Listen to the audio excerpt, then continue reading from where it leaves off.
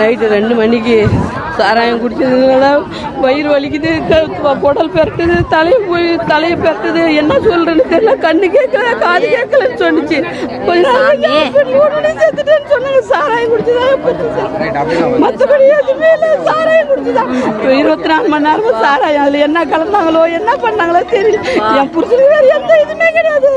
2 மணிக்குல இருந்து வயிற்று பெரட்டுது, கொலையை பெரட்டுது, கண்ணு வலிக்குது. கண்ணே எனக்கு தெரியல, காதே அப்படின்னு சொல்லி கடைசியில பார்த்தா நல்லாதான் இருக்குதுன்னு நினைச்சோம். சஞ்சீவ் ஹாஸ்பிட்டல் கொண்டு போனோடனே அவர் எப்ப இறந்துட்டாரு. சாராயம் குடிச்சு என்ன மாதிரி யாருக்குமே இது மாதிரி ஆகக்கூடாது. எந்த பொண்ணும் பாதிக்கப்படக்கூடாது. இதுவே என்னோட கடைசியா இருக்கட்டும்.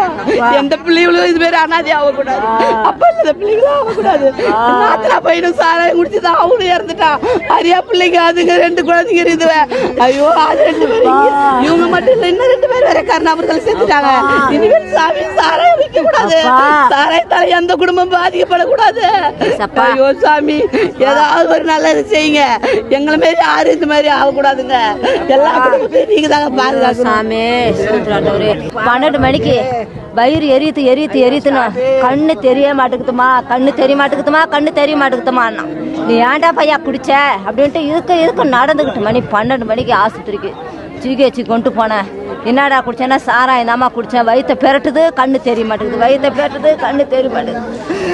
வேறப்பா அங்கே தூக்கிட்டு போனோடனே அங்கே போதையாக்குறான்.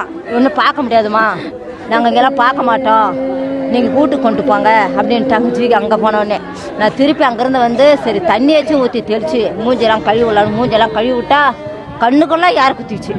அப்புறம் பயந்துக்கிட்டு திருப்பி பசங்கள்லாம் ஏற்றுக்கிட்டு அப்படி போகிறேன். இந்த சாராய கடை ஒழிக்கணும் சாமி, நீங்கள் தான் எங்களுக்கு தீர்ப்பு சொல்லணும்.